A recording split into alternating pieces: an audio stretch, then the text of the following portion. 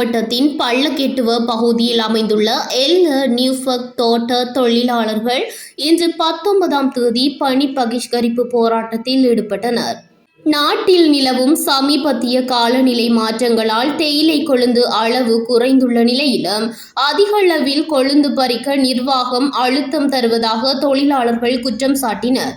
இதன் காரணமாக தங்களுக்கு கூடுதல் பணிச்சுமை ஏற்பட்டு வருவதாகவும் அவர்கள் தெரிவித்தனர். மேலும் நாளாந்த ஊதியம் குறைக்கப்படுவதாகவும் தொழிலாளர்கள் குற்றம் சாட்டியதுடன் தோட்டங்கள் முறையான பராமரிப்பின்றியுள்ளதாக பொதுமக்களும் கவலை வெளியிட்டுள்ளனர். நியூஃபக் தோட்டத்தின் மேற்பிரிவு, கீழ்பிரிவு மற்றும் கோவுச பிரிவுகளைச் சேர்ந்த தொழிலாளர்கள் இன்று காலை 8:30 மணி முதல் இந்த பணி பகிஷ்கரிப்பு போராட்டத்தில் ஈடுபட்டு வருகின்றனர்.